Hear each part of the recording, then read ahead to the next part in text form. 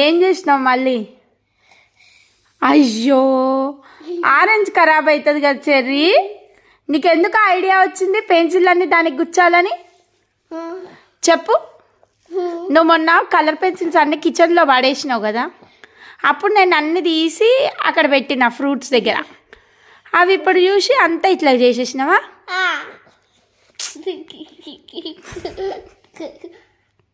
బాగుంది కదా?